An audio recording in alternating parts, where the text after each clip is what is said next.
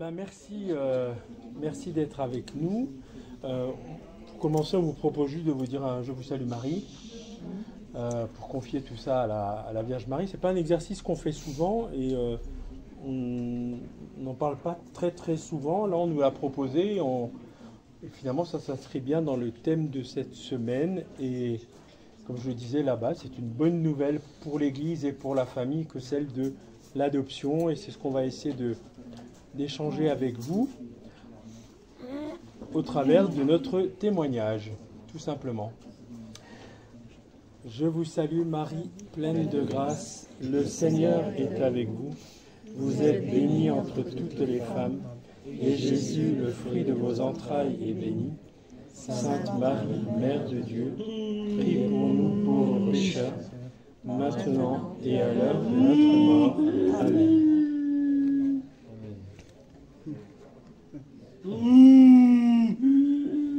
Tu commences, Maxime? Vas-y. Alors l'adoption, c'est quelque chose qui existe déjà depuis très très très longtemps. Et dans la Bible, vous connaissez peut-être un haut personnage de l'Ancien Testament qui est concerné. Que vous connaissez? Oui. Bah ouais, vas-y plus fort. Moïse. Oui, Moïse. Tout à fait.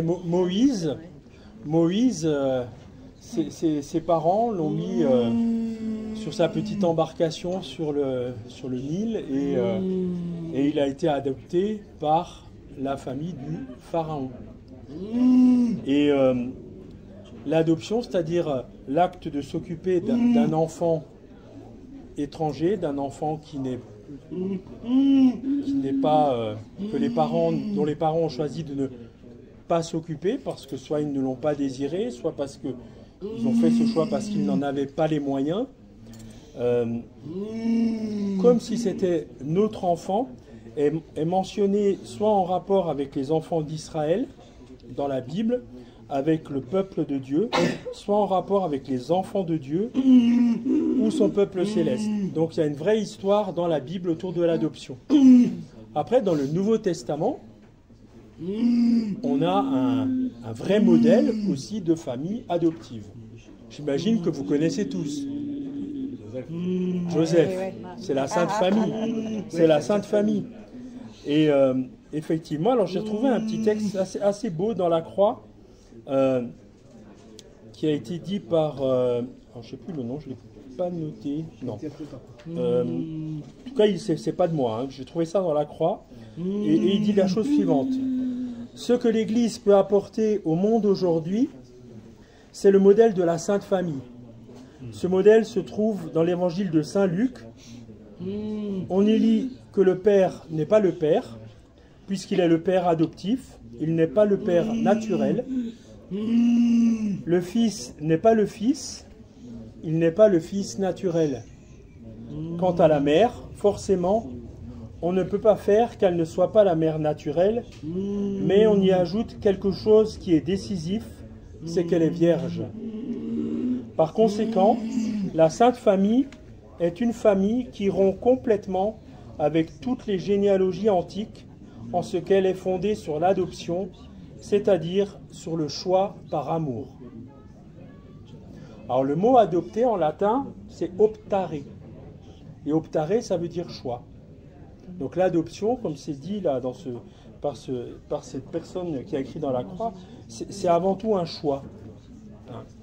Alors Jean-Paul II avait accueilli les familles adoptives c'était un groupement de parents qui avaient s'étaient réunis autour de l'œuvre qu'avait créée Mère Teresa.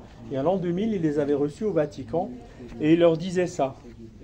Adopter un enfant est une grande œuvre d'amour. Lorsqu'on accomplit, on donne beaucoup, mais on reçoit aussi beaucoup. Il s'agit d'un véritable échange de dons. Donc il y a quelque chose de très, très fort dans l'adoption, qui n'est pas que dans le choix que des parents vont faire, mais il y a aussi tout ce que l'on va recevoir. C'est ce qu'on va essayer de vous partager aussi. Puis plus récemment, le pape François disait aussi « L'adoption est un choix chrétien hommes et femmes deviennent médiateurs de l'amour de Dieu. Donc on voit que pour Saint Jean-Paul II, pour le pape François, l'adoption trouve toute sa place. Alors ils en parlent, le pape François en parle beaucoup dans l'exhortation apostolique sur la joie et l'amour, qui parle de la famille, du rôle de la famille, de la fécondité, mais il traite aussi de l'adoption, et on y viendra un petit peu, on fera quelques références. Alors bien sûr, nous, quand on a fait le choix avec Marie d'adopter, comme le disait ce matin le Père Barbarin, on n'attend pas d'être en dehors du péché pour pouvoir prêcher, et on ne se sentait pas plus digne qu'une autre famille d'adopter. Et on ne l'a pas fait parce que tout d'un coup, on avait envie de faire une bonne action, comme chez les scouts. Hein. On s'est dit, ah, c'est important, en tant que chrétien, il faut adopter, c'est bien, on gagnera un peu de ciel, quand on fera toc-toc à la porte, on aura des petits galons en plus. C'est pas comme ça que ça s'est passé. Ça s'est inscrit dans notre histoire, et donc on va vous témoigner de cette histoire-là. Donc, on s'est connus à JL, on s'est mariés assez vite après, et on avait envie d'une grande famille. On avait vraiment ce désir dans le cœur. Et puis, donc, on a eu un premier enfant très rapidement, Samuel. On était très heureux. Samuel, oui. Et puis, voulant une grande famille, on s'était dit, tant qu'à faire, on va les avoir rapprochés, en tout cas les deux premiers. Donc, on espérait avoir une seconde grossesse très rapidement. Et puis, ça venait pas. Au bout de quelques temps, je vais voir des médecins qui font des examens, qui commencent par me dire, vous avez le temps, vous êtes jeune. Alors, je dis, ouais, mais enfin, maintenant, ça fait quand même 3 ans. Nous, on voulait des enfants rapprochés. 3 ans, ça fait déjà beaucoup. Bon. Et puis, avec le temps qui passait, toujours rien qui venait. On a fait des examens un peu plus poussés. Puis ils me disent, finalement, vous avez des soucis. Vous ovulez une fois tous les 3 ou 4 ans. Donc, c'est un peu compliqué quand même, parce que si on loupe le coche, il faut attendre de nouveau quelques temps. Du coup, ils m'ont proposé une stimulation ovarienne pour provoquer des ovulations et pour me dire, tiens, là, c'est le bon moment, allez, hop, au boulot tous les deux. Voilà. Et donc, cette stimulation a fonctionné, mais ça n'a jamais abouti sur une grossesse. Jusqu'au jour où le médecin, me faisant l'échographie pour voir où en était l'ovulation, me dit, là, c'est le moment parfait pour un prélèvement et pour une insémination artificielle. Vous avez qu'un mot à dire, on fait tout de suite. Et là, je me suis dit, oups, on est en train de se faire embarquer dans une machine et on contrôle déjà plus ce qui se passe. Qu'est-ce qu'on fait? Et Denis était au boulot, parce qu'il n'était pas avec moi. Il y avait tellement d'examens qu'il ne pouvait pas être là à chaque fois. Et là, j'ai dit au médecin, non, on ne fait rien aujourd'hui, j'en parle avec mon mari. Et puis on en a parlé et on était bien d'accord sur le fait que si le Seigneur ne nous le donnait pas naturellement, on n'allait pas faire tout pour que ça vienne. Et qu'il y avait peut-être une autre façon de donner la vie, qu'il y avait peut-être une autre façon d'être parent, d'être fécond, etc. L'idée de l'adoption, on l'avait quand même un peu en filigrane depuis avant notre mariage. On s'était dit, on aura... super généreux. On aura une grande famille, puis en 5e ou 6e, on adoptera un enfant trisomique. Et donc, cette question qu'a évoquée Marie sur ce désir d'avoir un enfant à tout prix, c'est vrai que ça a même été jusqu'à un peu abîmer notre relation, et même, je dirais, la grandeur de la relation intime que l'on pouvait avoir à l'autre. Parce que finalement, l'acte sexuel qui est fait, comme ça a été rappelé, pour donner la vie, nous, effectivement, on voulait cette vie, mais notre intérêt personnel, la course contre la montre, prenait le dessus par rapport au désir de l'enfant. Les choses étaient plus ordonnées. Hein. Et ça, le pape François, il en parle dans son encyclique La joie de l'amour, où il dit que face aux situations où l'enfant est voulu à tout prix comme un droit à une réalisation personnelle, il évoque l'adoption et le placement, correctement compris, manifeste un aspect important du caractère parental, du caractère filial, dans la mesure où ils aident à reconnaître que les enfants naturels ou adoptifs ou confiés sont des êtres autres que soi et qu'il faut les accueillir, les aimer, en prendre soin et pas seulement les mettre au monde. L'intérêt supérieur de l'enfant devrait toujours inspirer les décisions sur l'adoption et le placement. Donc on voit bien que comme il remet vraiment la place de l'enfant, et on l'a plusieurs fois évoqué dans les différents enseignements qu'on a pu avoir. Alors effectivement, ce chemin d'adoption, on en avait parlé avant, et donc ça s'est un peu présenté à nous comme une évidence. On s'est dit, on avait notre projet, apparemment le Seigneur il en a un autre pour nous. Ce ne sera pas 6 puis un enfant adopté, ce sera notre premier, merci Seigneur, et puis on va se tourner vers l'adoption et on aura la famille qu'on aura. Ce que Marie n'a pas dit aussi, c'est que ça a été des années assez difficiles parce qu'on sortait de JL, on était très engagés dans l'église, on faisait partie des équipes Notre-Dame, des associations familiales catholiques, on était dans tous les mouvements d'église. Et quand on arrivait dans des rassemblements de famille, on était là avec notre Samuel, très heureux, et les familles autour de nous, avec leur minibus, leur poussette double, etc. Ils disaient tous, ah, vous avez combien d'enfants? Ah, on a un enfant. Ah bon? Et on a été un peu affecté aussi par ce regard-là. Ça a été une souffrance de dire, on n'arrive pas à être comme les autres du peuple auquel on appartient. Je vais dire ça comme ça. Et ça a été une souffrance. Et quelque part, aujourd'hui, on pense souvent à toutes ces mamans qui ont des difficultés à avoir des enfants.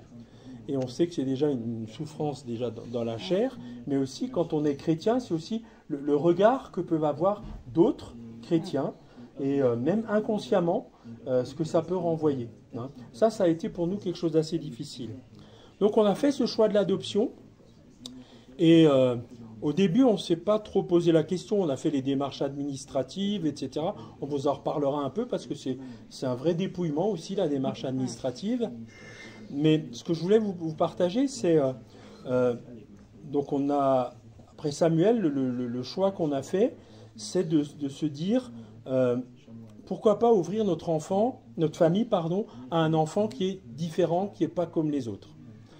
Et donc cette question, elle nous a travaillé. Et moi, à l'époque, je travaillais pour une œuvre qui s'appelle Point Cœur. Peut-être que vous connaissez. J'étais à la création de Point Cœur et je m'occupais des finances de Point Cœur, de chercher l'argent et tout.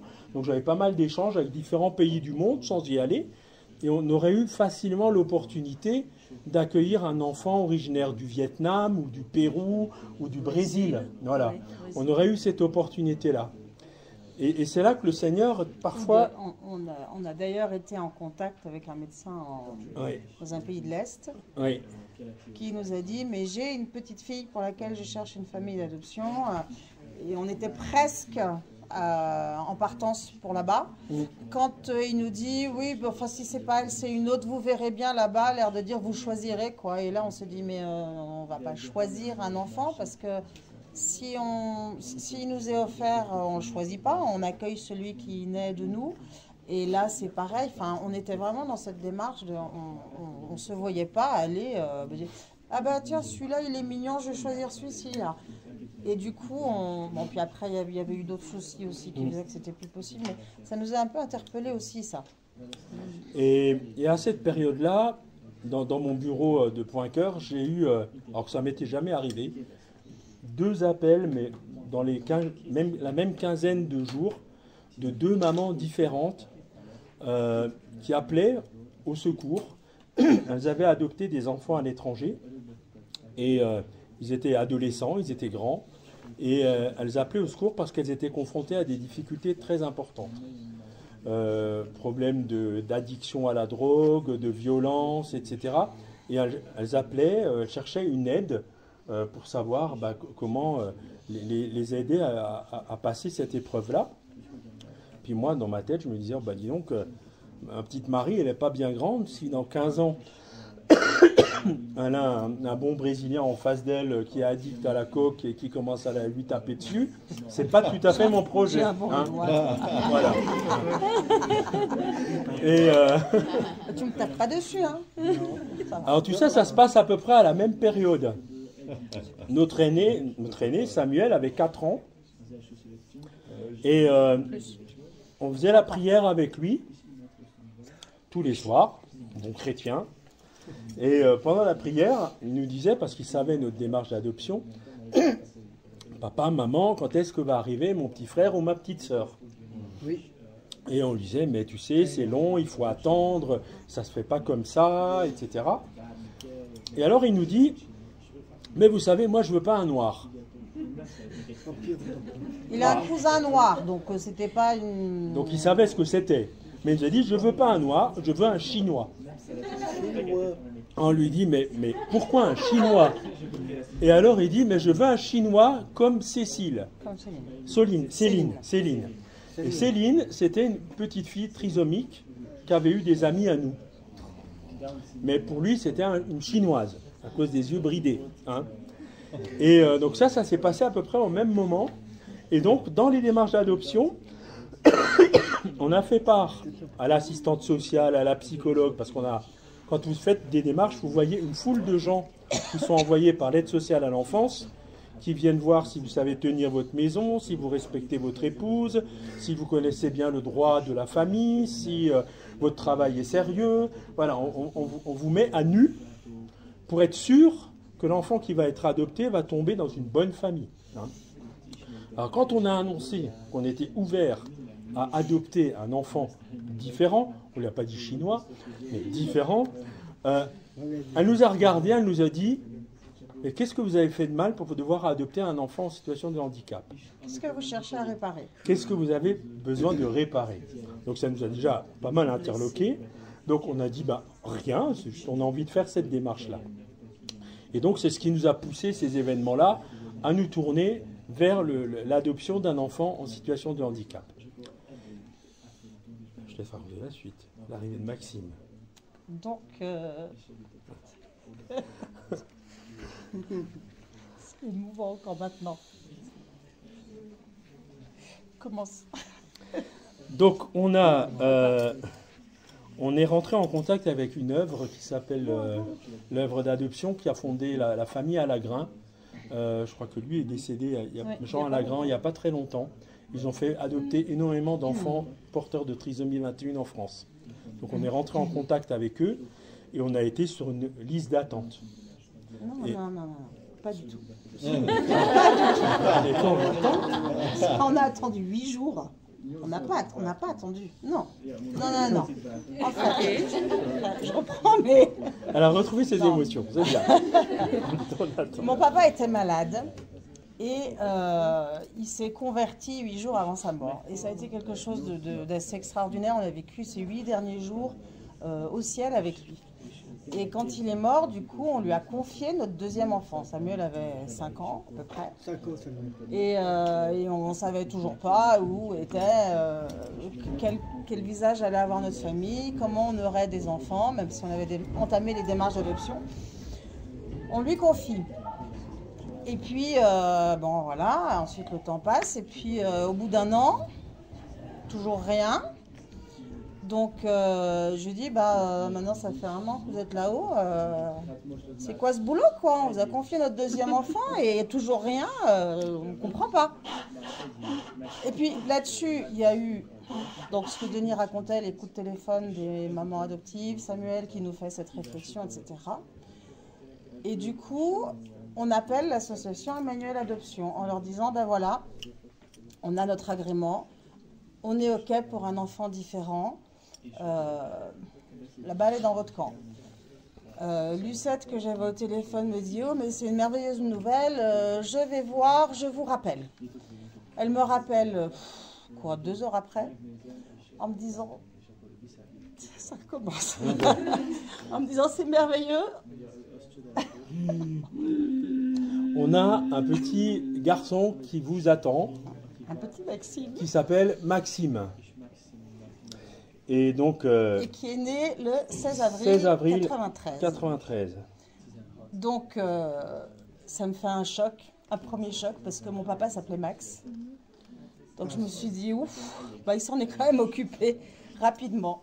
J'appelle vite maman pour lui annoncer, et elle me rappelle une demi-heure après en me disant, mais tu as remarqué combien de temps il y a entre la mort de ton père et la naissance de Maxime?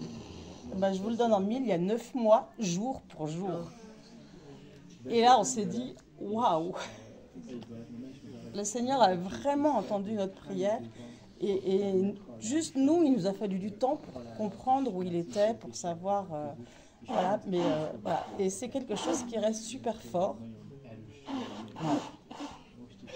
Continue. Et donc, Maxime est arrivé à la maison. Alors moi, quand même, il faut que je vous dise que quand on a parlé de l'adoption, ça je ne l'ai pas dit tout à l'heure, d'un enfant en situation de handicap, je suis quand même allé voir mon père spirituel pour lui faire part de mes craintes. En lui disant, tu sais, bébé, je pense que ça va aller. Mais après, j'ai peur, quand il sera plus grand, je ne suis pas sûr que je sois capable de faire, d'accompagner, parce que je sais que ce n'est pas facile de vivre avec un handicap dans ce monde. Il m'a simplement dit, Seigneur, il te dit de t'occuper de ce qui se passe aujourd'hui et de ne pas t'inquiéter pour demain. Donc si aujourd'hui tu te sens prêt, tu mets le pied sur la marche et le reste, il te donnera ce qu'il faut quand il voudra et quand il faudra. Donc ça m'a aussi poussé un petit peu à y aller. Alors Maxime est arrivé chez nous, c'était un beau bébé, hein, tout joufflu, tout blond, très calme, très très calme. Il avait 10 mois. Il avait 10 mois, il ne pleurait pas beaucoup, réclamait pas grand-chose, il restait dans son petit lit, tranquille, même trop calme. Mais nous, on n'avait pas l'habitude, donc on s'est dit, bon, bah, c'est normal pour un petit bébé trisomique, quoi. Après, je ne sais plus s'il a fait sa crise avant l'adoption des lois ou après. Avant. Avant. Avant, ouais. Avant. Tu t'en rappelles, quoi. Hein. Et donc, on est parti, donc on a commencé notre vie de famille avec Maxime, et on voulait prendre 3 jours de retraite avec Marie l'été suivant. Et on est parti dans un chalet familial où on a laissé Samuel, notre aîné, et Maxime à ma belle-mère. On est parti dans notre voiture pour aller rejoindre nos amis pour faire la retraite. Et Maxime s'est mis à pleurer du moment où on est parti. Et il a pleuré tout le temps où nous étions absents. Tout le temps, sans arrêt. Et ma belle-mère ne nous a pas appelés parce que elle voulait qu'on puisse prendre ce temps pour nous, parce qu'elle nous avait fatigués, qu'on avait besoin de nous ressourcer. Et Maxime pleurait, pleurait, pleurait. Et quand on l'a retrouvé, elle nous a raconté ça. Et Maxime, on a vu qu'il y avait quelque chose qui avait changé. Son regard était très vide. Il était pas du tout, beaucoup moins dans la relation. Il y a quelque chose qui s'était passé. Bien des années plus tard, on a compris que le premier acte d'abandon qu'il avait vécu, parce qu'il a été nommé par sa maman, Maxime. C'est pas nous qui lui avons donné son prénom, on l'a gardé. Mais sa maman l'a nommé. Il a abandonné après. Et il a revécu, ça on a fait un travail avec des psys, hein, il a revécu un nouvel abandon. En tout cas, c'est le sentiment qu'il a eu quand on l'a laissé. Hein. Et il nous l'a fait il n'y a pas très longtemps, bien plus tard, une autre période, au moment du Covid, quand il ne nous a pas vus pendant un grand moment, parce qu'il était obligé de rester là où il était, dans son foyer, et on n'avait plus de lien. Hein. Donc montrer que c'est quand même ce qu'il a vécu à la naissance, c'est quelque chose qu'il a gardé en lui, et qui garde encore aujourd'hui en lui, qui l'impacte. Et alors là, on avait un Maxime, regard vide, et c'est peu de temps après qu'on a découvert qu'il avait aussi donc des troubles du spectre autistique sévères, et on n'avait plus de relation avec lui. C'était assez compliqué à la maison, pour son grand frère aussi, qui avait attendu un petit frère. Et sur ces épisodes-là, Marie était à la maison, s'occupait des enfants, moi j'étais au boulot, et une de nos connaissances qui faisait aussi adopter des enfants, parce qu'après on est un peu dans des petits réseaux, hein, c'est toujours pareil. Hein. a appelé Marie. Elle Et m'appelle et puis on discute, elle me parle un peu de son association, comment ça va et tout. Puis elle me dit, oh, puis on a un petit bonhomme pour lequel on n'arrive pas à trouver de famille, il est dans l'Orne, il est adorable, mais je crois que ça y est, j'ai trouvé la famille qu'il lui faut. Et puis moi, sans réfléchir, je dis, bah oui. Et puis, je sais plus pourquoi, elle appelle Denis au bureau. Et puis pareil. Et alors, Denis rentre le soir en me disant, je crois que j'ai fait une énorme bêtise. Je dis, bah, je crois bien que j'ai fait la même. Et c'est comme ça qu'Éloi est arrivée à la maison, en fait. Magnifique. Hein, mais tu n'es pas une énorme bêtise. Mais non, c'est pas une bêtise. Bon, non. donc Éloi, quand il est né, il s'appelait Nicolas. Ouais. Et... C'était quoi son deuxième prénom? Eric. Eric, Nicolas Eric. Parce qu'il est né le jour de la Saint-Nicolas.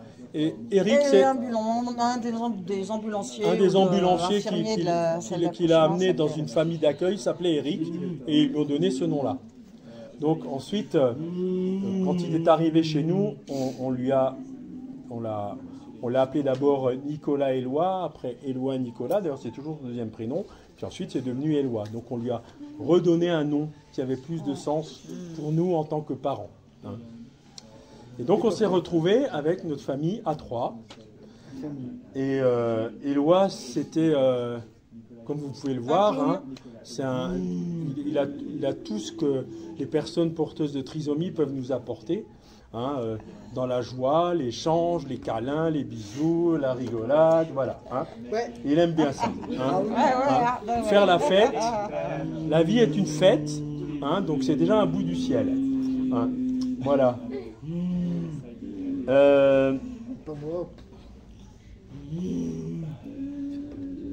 Tu veux parler? Tu veux dire quoi? Oui. Après. Alors, moi, Attends, il a des choses à dire. Oui. Qu'est-ce que tu Alors. veux dire?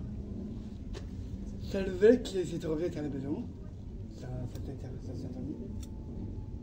Mais ta enfant, ça va.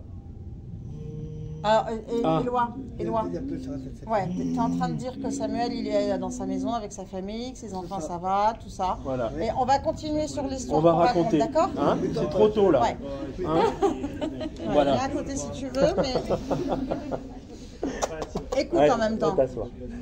Et donc on a vécu cette démarche d'adoption et puis on a essayé de faire grandir tant bien que mal cette petite famille. Ça n'a pas été facile pour notre aîné, hein, parce que le regard que posaient ses copains sur lui dans le village avec deux frères en situation de handicap était très très lourd et il en a souffert. Et donc avec lui, on a fait le choix de le mettre en pension pour qu'il s'éloigne un petit peu du village où on était. On était dans un petit village. Et ensuite, quand il est revenu, il est assez rapidement parti au collège et là, il était en dehors du village. Donc les autres ne savaient pas forcément qu'il avait deux frères en situation de handicap. Hein. Mais pour dire aussi que pour la fratrie, il se joue aussi des choses.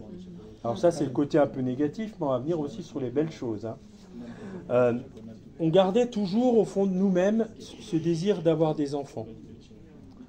Et secrètement, hein, on en parlait, mais les médecins nous avaient dit qu'on n'en aurait pas d'autres. Mais rien n'est impossible à Dieu. Et encore une fois, il le prouve, parce que c'était combien d'années après? En fait, Éloi avait 4 ans et demi ou 5 ans. 5 ans, ouais. Quand un jour, je me revois encore penser à une grande famille et tout, puis à me dire, mais stop, maintenant il faut faire le deuil de ce désir. Et puis on est très bien avec ces 3 enfants-là. Et c'est déjà merveilleux de les avoir, et il n'y a pas forcément besoin de plus. Et ce jour-là, j'ai vraiment lâché l'affaire. Je me suis vraiment dit, bon, c'est bon, j'arrête d'espérer encore. Et un peu de temps après, le Seigneur a fait que je sois enceinte. Alors une première fois, on a perdu ce bébé, et puis ensuite, on en a eu 3 après. Donc en fait, vous pouvez plus avoir d'enfant, madame. C'était pas définitif du tout. Ça fait 6. Ça fait 6 en tout. Et donc aujourd'hui, nous avons 6 garçons. Une armée. On est arrivé à 6, mais dans le désordre. Alors pour la petite histoire, le quatrième, qui s'appelle Cyril, le Seigneur, il écrit toujours droit avec des lignes courbes. Hein. À l'époque, je travaillais toujours encore pour les Poinqueurs et on était très proche d'une abbaye qui s'appelle l'abbaye d'Ourscamp. Et j'étais notamment très en fraternité avec un des religieux qui était là-bas. C'était vraiment devenu mon grand frère dans le Seigneur. Et on échangeait beaucoup de choses, on faisait plein de trucs ensemble. Quand on était malade, il venait nous apporter la soupe. On avait vraiment un lien très très fort. Et la communauté a traversé une grande tragédie parce que 4 frères ont eu un accident de voiture dans la forêt de Compiègne et il y en a 3 qui sont décédés. Et c'était terrible. Et donc on a veillé, ils étaient très connus dans la région, donc il y a eu des grandes nuits de veille, de prière. Puis moi j'ai beaucoup veillé à côté du frère Roger. Et je lui ai dit, tu sais, on est toujours ouvert hein, dans la famille. Et je lui ai confié ça. Et Cyril est arrivé après. Et je pense qu'il y a encore eu une action céleste pour que notre famille s'agrandisse. Hein. Pour Cyril, le terme était prévu le jour de la Saint-Roger. Donc, ouais, c'est ça. Quelques petits signes quand même. Il y avait des petits signes, exactement. Hein. Voilà. Revenir à l'adoption. Revenir à l'adoption. Non, mais peut-être que vous pouvez toucher un mot sur votre 5e et votre 6e enfant. On va dire rapidement quand même comment il s'appelle. Alors, le 4e, donc, c'est Cyril. Le 5e, il s'appelle Silouane. Et Silouane. Il était là à l'Interjl de la 35. Exactement, tout à fait. Ils ont fait des interJL. Et le dernier s'appelle Basile. Voilà. C'était là aussi. Alors, le Seigneur nous a fait un beau cadeau parce qu'ils sont tous musiciens. Et donc, on a beaucoup de musique à la maison. Voilà. Et aussi, on a une grande grâce, c'est que tous, ils ont fait leur chemin. On s'est efforcé de les aider à faire la rencontre personnelle avec Jésus. Chacun l'a fait dans des endroits différents. Mais aujourd'hui, on ne les a jamais obligés.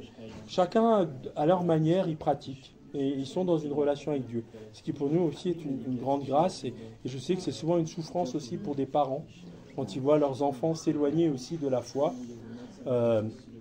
Voilà. Mais en tout cas, le Seigneur nous a donné cette belle famille. L'adoption, c'est aussi, comme je disais au début, on donne quelque chose, mais on reçoit énormément. Et ils ne sont pas là, mais les frères de Maxime et Éloi pourraient témoigner aussi de eux ce qu'ils ont reçu. Samuel en a témoigné le jour de son mariage. Il a dit merci pour Maxime, pour Éloi, pour tout ce qu'il a pu. Il a pu témoigner qu'il ne serait pas celui qu'il est aujourd'hui s'il n'avait pas eu ces frères-là. Et ce qu'il est effectivement ouvert aux autres, attentif, aux plus petits, etc. C'est vrai que... Et je crois, comme pour moi, Maxime et Éloi ont fait notre éducation chrétienne. Moi, en tant que père, ça ne veut pas dire que, quand je dis ça, je ne dis pas que les autres ne l'ont pas fait. Mais le plus fragile, hein, qui est Maxime, qui aujourd'hui ne parle pas, qui n'est pas autonome, qui n'a pas acquis la propreté, hein, il faut s'occuper de lui tout le temps, comme vous avez pu le voir. Vous entendez du bruit, on est en train de lui hacher son repas. Donc le plus fragile, c'est lui qui m'a le plus révélé ma fragilité à moi. Et qui m'a appris aussi, en étant fragile, à être un autre papa. Parce qu'un papa, il a besoin aussi, comme Joseph, hein, je pense souvent à Joseph, quand après la naissance de Jésus, il sait qu'il doit partir, ou même déjà avant la naissance, il doit aller à Bethléem, il ne sait pas où il va arriver, et il cherche à héberger, il doit avoir de la souplesse, il doit avoir de l'abandon, et puis finalement il va trouver un hébergement précaire, mais ça marche. Ensuite il doit s'enfuir.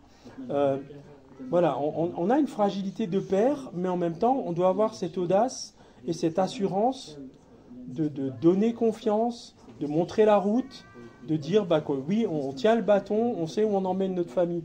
Et ça, je pense que Maxime, c'est celui le plus qui m'a inscrit dans cette vocation-là. Après, Éloi aussi. Parce qu'un jour, avec Éloi, on a eu une relation un peu compliquée, à un moment. Il n'aimait pas me dire papa, et quand je lui demandais quelque chose, il ne me répondait jamais. Parce que je me suis rendu compte après que j'étais très exigeant avec lui. Beaucoup plus qu'avec Maxime. Parce que j'avais envie qu'il soit plus normal, entre guillemets. Et donc j'avais une exigence. Et ce n'était pas ce dont il avait besoin. Il avait besoin que je l'aime comme il est. Et pas comme moi je voulais qu'il devienne. Non. Et je suis parti faire une retraite avec l'OCH, un week-end papa, du côté de Compiègne, parce que c'était à l'Arche. Et en rentrant de ce week-end, c'est Éloi qui m'a accueilli à la porte. Il a ouvert la porte et il m'a dit « Ah, mon père !» Et il m'a pris dans ses bras. Eh ben, la retraite avait porté du fruit. Je m'en étais pas rendu compte, mais la retraite avait porté du fruit. Et ça, pour montrer vraiment comment aussi il nous façonne. Et comme l'a dit Marie, chacun des frères pourrait dire la même chose que Samuel. Ils les ont ouverts aux autres, à cette écoute de l'autre, ce don vers l'autre, qui est aussi chemin d'évangile. Hein. C'est peut-être pour ça aussi que aujourd'hui, sans qu'on ait fait tous les jours notre bénédicité à table et qu'on ait bien respecté la prière familiale, ils ont aussi ce souci d'être reliés là-haut et reliés vers les autres. Hein.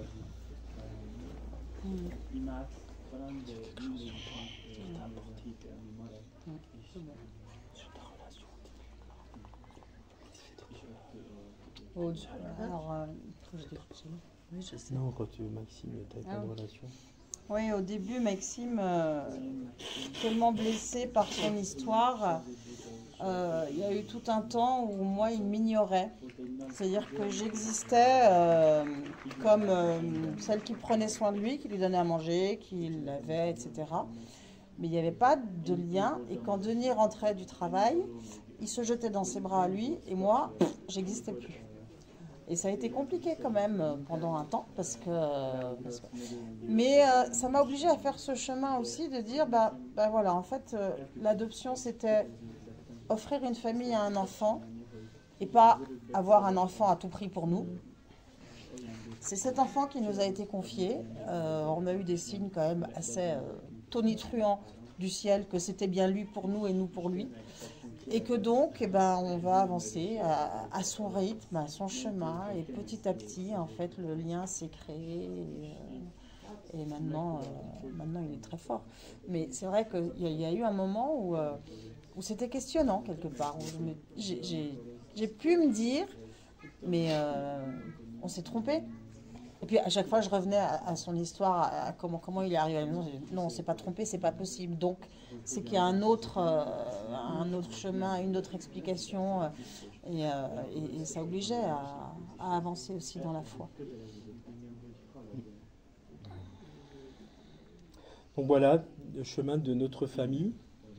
Je terminerai juste en lisant un petit passage qui concerne toutes les mamans, parce que finalement, on a évoqué la fécondité au travers, on a eu cette chance de vivre, Marie a vécu cette fécondité en tant que mère, puis aussi en tant que mère adoptive, et on peut aussi la vivre autrement. Hein.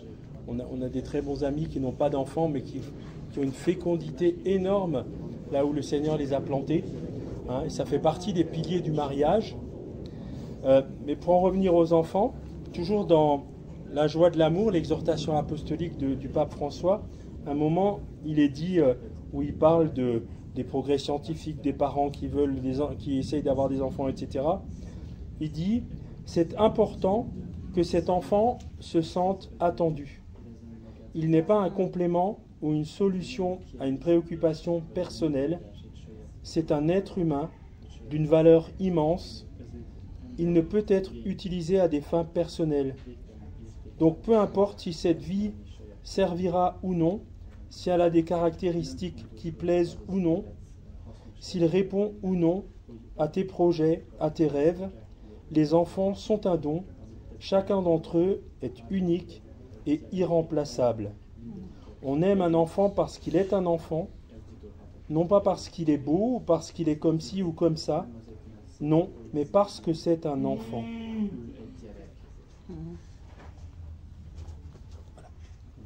Amen. Amen, magnifique. Merci.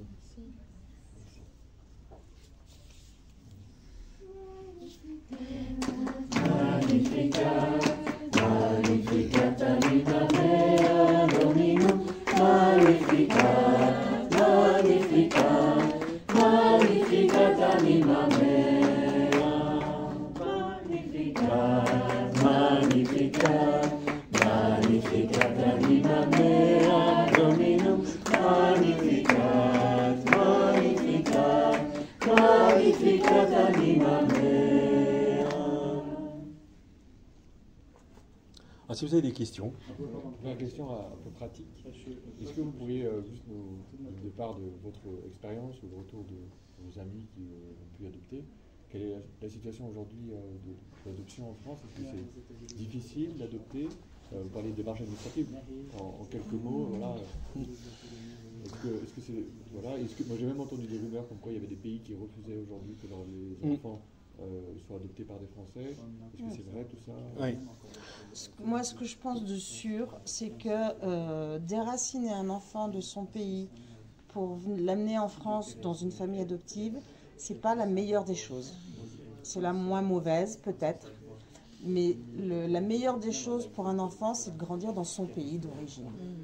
Parce que quand on voit, on est quand même en lien avec d'autres familles adoptives qui ont adopté des enfants étrangers et qui n'ont pas de handicap, mais effectivement, la question de l'origine, des origines, de d'où je viens, de qui je suis, elle est récurrente, elle est très douloureuse la plupart du temps. Et en fait, l'idéal, ce serait que ces enfants puissent être adoptés dans leur pays. Tu vois? Donc, c'est une première chose. Après, quand vraiment, enfin, je veux dire, les enfants, ça les sauve quand même d'être adoptés en France plutôt que de rester dans leur pays. Mais voilà, bon, on connaît en même temps une famille qui ont adopté une petite fille vietnamienne qui aujourd'hui a 18 ou 19 ans et qui va très très bien et qui pour elle, son pays, ses origines, c'est la France et il n'y a aucun problème. Alors qu'elle connaît tout à fait son histoire, etc. Quand elle avait 10 ans, ses parents voulaient repartir au Vietnam tous en famille et c'est elle qui a hurlé, qui a dit « mais moi je ne veux pas y aller, mon pays c'est la France, je suis française ». Voilà, mais c'est pas pour tous comme ça. Et c'est vrai que ça, c'est quand même quelque chose à avoir à l'esprit. Après, adopter un enfant avec un handicap, c'est pas très simple parce que les services sociaux, les psychologues, etc. ne comprennent pas et qu'ils se mettent à notre place. Eux, ils s'en sentiraient complètement incapables. Donc, du coup, c'est pas possible. Donc, on va refuser l'abandon. Donc, il faut un peu se battre bec et ongle quand même. Puis après, il y a moins d'enfants aussi adoptables. Avec handicap, en tout cas. Avec handicap, de toute façon, déjà. Parce que là où, fut un temps, il y avait pas mal d'enfants donc porteurs de trisomie qui étaient abandonnés à la naissance. Aujourd'hui, ils sont dépistés avant. Et quand ils ne naissent pas. Et donc, soit il y a des avortements médicaux, soit quand les parents font le choix de garder l'enfant, soit quand ils ont connaissance de la trisomie, ils font le choix de garder l'enfant. Du coup, ils donc c'est bien, donc c'est leur enfant. Donc il y en a moins à adopter. Les autres types de handicap, on les voit souvent plus tardivement. Ceux qu'on ne décèle pas à la naissance. Ou alors il y a des handicaps très très lourds. Et donc là aussi, on est de nouveau dans une interruption médicale de grossesse. Mais par contre, un handicap de type psychique ou autistique ou des troubles sévères de je ne sais quoi, on ne les voit pas tout de suite à la naissance. Ils vont être diagnostiqués à l'âge de 2-3 ans. Mais et là, les parents sont déjà attachés à leur enfant, donc ça ne leur vient même pas à l'idée de l'abandonner, en fait. Et heureusement. Donc il y a moins. Ensuite, il y a aussi aujourd'hui un peu une défiance tant pour ceux qui veulent être famille d'accueil que famille adoptive sur ceux qui ont le profil catho. Ah oui, une vraie défiance. Ça s'inscrit dans la culture de tout ce qui a été évoqué là dans les interventions. Déjà, il y a 30 ans, quand on avait fait les démarches pour adopter Maxime, On nous avait posé des questions sur le fait qu'on était catho et s'il ne veut pas aller à la messe. Alors, on était au début sur les entretiens pour un enfant qui venait de l'étranger. Mais si vous adoptez un bouddhiste, qu'est-ce que vous allez faire? Est-ce que vous allez l'élever dans sa foi bouddhiste? Est-ce que vous allez l'obliger à aller à la messe, etc. Et on sentait que c'était des questions pièges. Alors on a dit, bah non, s'il arrive bébé, il sera avec nous, donc il aura notre foi à nous, même s'il a des origines bouddhistes. Mais c'est super, on marche sur des œufs parce qu'on ne sait pas trop ce qu'ils vous attendent, ce qu'il faut leur répondre pour ne pas se mettre en porte-à-faux. Et maintenant, c'est encore plus. Ah oui. Ah, Et il y a deux sortes d'adoption. Il y a l'adoption plénière Oui. et puis l'adoption tout à fait. Simple. simple. Je ne sais pas quel est le terme. Oui. Alors nous, c'est une adoption plénière. Alors ce qu'on n'a pas raconté, ça fait aussi drôle. Quand vous faites une adoption plénière, un matin, dimanche matin, 7h, vous êtes tranquillement dans votre cuisine, vous avez des gendarmes qui débarquent, frappent à la porte, bonjour, qu'est-ce que j'ai fait de mal, qu'est-ce qui se passe Gendarmerie. Ah bah écoutez, vous avez fait le choix d'adopter des enfants, on a votre dossier, on vient visiter la maison, on vient voir comment ça se passe, machin, etc. Vous avez un contrôle de gendarmerie à la maison ou de police pour voir si, avant de vous donner le papier pour la plénière, quoi. Donc c'est quand même... C'est quand même pas rien, quoi. Oui, expliquez rapidement la différence entre les deux. Moi, je ne connais pas. Simple. L'adoption simple, l'enfant, il garde son nom de famille et il a le pas, contact avec ses parents. Il peut garder géniteurs. le contact avec ses géniteurs et oui, il porte. Enfin, il est pas. L'adoption plénière, il fait pas. C'est comme s'il était né de nous. Sur leurs actes de naissance, il y a marqué que j'ai accouché de Maxime à un endroit où j'ai jamais mis les pieds et loi pareil. Ouais. Oui, leur acte de naissance, c'est nous qui sommes les parents. On est leurs parents. Alors que l'adoption simple, je pense que sur l'acte de naissance, il doit y avoir marqué le nom des parents biologiques et qu'ils ont été adoptés par... Ils s'inscrivent dans notre filiation. Ils sont dans notre livret de famille. Voilà. Ils sont héritiers de la vie. C'est juste qu'ils sont une indication sur leurs origines, puis il n'y a pas de... De retour possible dans la famille biologique? Oui, c'est ça. Est-ce qu'il y a... Après, il y a, je pense, tant qu'ils sont enfants, oui, mais le jour où ils ont l'âge adulte, ben oui, tout à fait. Pour revenir sur est-ce que c'est compliqué ou pas d'adopter aujourd'hui, pas forcément d'ailleurs un enfant porteur de handicap, mais juste adopter de façon générale. Est-ce que vous diriez que du coup c'est très compliqué aujourd'hui, c'est le retour que j'ai, et est-ce que vous diriez du coup qu'il y a plus de demandes que d'offres, pardon, d'utiliser un terme financier, est-ce qu'il y a encore vraiment beaucoup de gens qui souhaitent adopter, parce qu'on a vraiment l'impression qu'aujourd'hui, dans un monde avec toute la technologie qu'on a, on est un peu en train d'oublier l'adoption. Pour moi, c'est le sentiment que j'ai. Donc voilà, on va vraiment régler nos problèmes par la GPA et les PMA, parce qu'on a ce droit. Il y a ce droit à l'enfant. Voilà, ce droit à l'enfant qui n'existe pas, qui n'est pas légal, mais on sent qu'on y tend. Et donc, on oublie un peu l'adoption. Et voilà, c'est des questions que je... Complètement. Je pense que tu as raison. Et c'est en sens ça, quand le pape François a dit que c'est vraiment... l'adoption, c'est un acte chrétien, je pense qu'il a raison. Parce que dans le lien fraternel, familial que l'on peut avoir, ça fait partie de ce qu'on veut vivre en tant que chrétien, de s'ouvrir. Dans le mariage, je parlais des piliers tout à l'heure, de la fécondité, ça fait partie même de l'essence même de la famille. C'est l'objet de la famille. Des gens qui déjà vivent ensemble, ne se marient pas. Quand je dis ça, je porte des jugements sur personne, mais qui sont du monde et ils ne sont pas dans ces préoccupations-là. Je veux mon enfant, limite je choisis même comment il va être. J'ai eu mes deux petits chats. J'ai eu mes deux petits chats et puis maintenant je veux avoir l'enfant. Mais on est beaucoup là-dessus. Moi, je vois dans le milieu professionnel, c'est ce que j'entends. Les mamans qui veulent faire leur bébé toutes seules, oui, ça existe. Il y en a autour de nous, quoi.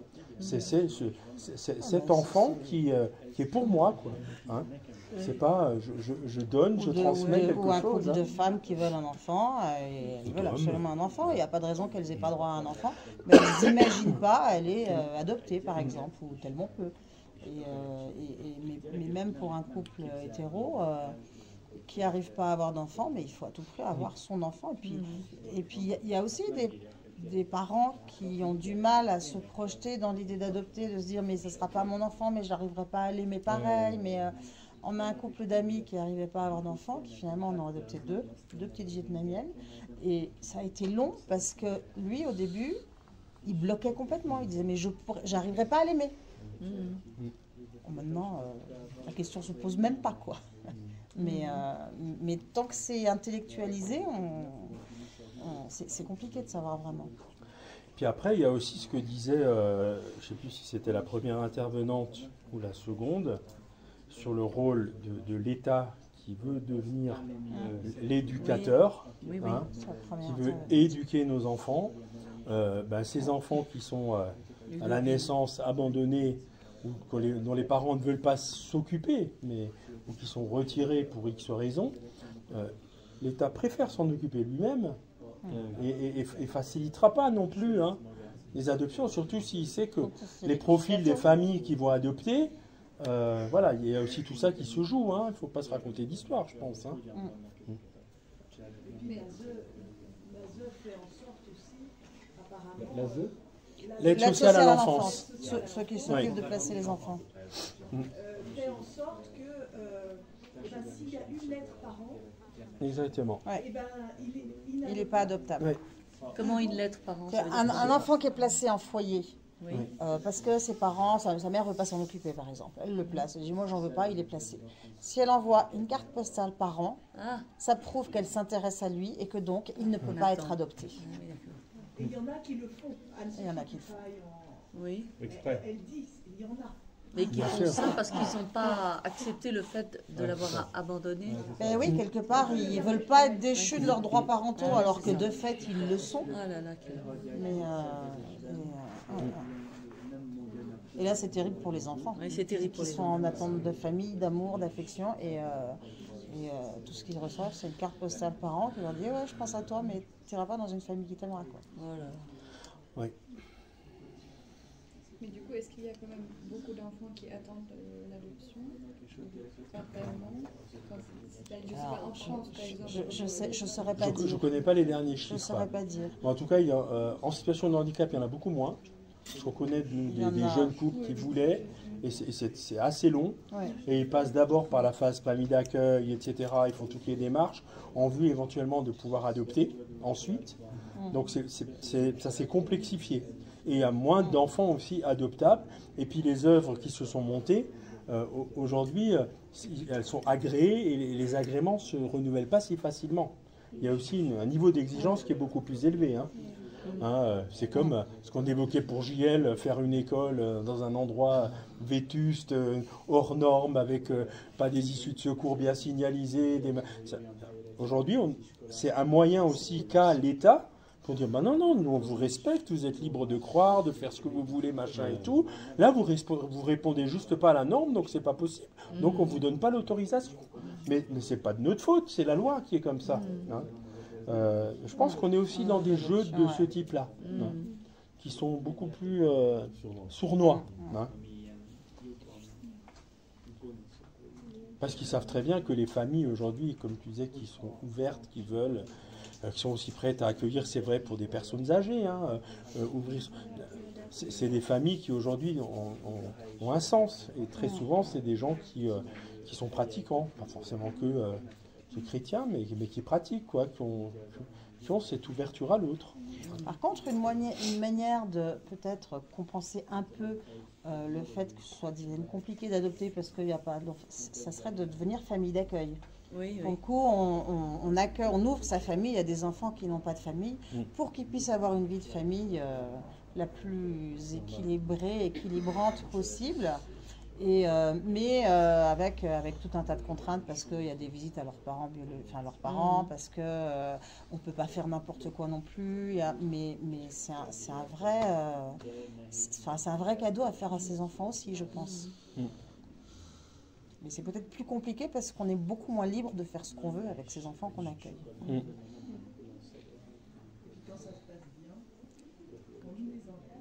Comment? Oui, on nous les enlève, tout à fait. Aujourd'hui, tu parlais de l'aide sociale à l'enfance. Vous les enlevez. Ça arrive. Bah, Volontairement, quand on est pas les adopter. Dans les familles d'accueil, pour pas qu'ils s'attachent, à la famille On en est encore d'accueil, là, ouais. Mais non. ils les enlèvent, ils les mettent dans d'autres endroits. Donc on ne se préoccupe pas du tout du besoin, du bien-être de l'enfant, ni de quoi que ce soit. Hein, ce qui est important, c'est que l'enfant ne s'attache pas, ne prenne pas racine, garde de lien avec Sa mère, en fait. sa mère qu'il ne connaît pas. Voilà. Et avec ça, on veut que nos jeunes soient bien dans leur tête. Oui. Ça donne des adultes Ah bah, qui d'en connaître plusieurs qui sont incapables c'est compliqué. d'accepter qu'on les aime en fait. Ils sont C'est ça. Bien sûr. Ça donne des adultes qui ont une vie très compliquée parce Oui. qu'ils n'ont pas pu poser leur base, quoi. Ils ne se sont pas enracinés dans l'amour, dans une famille aimante qui structure, et du coup c'est très compliqué pour eux.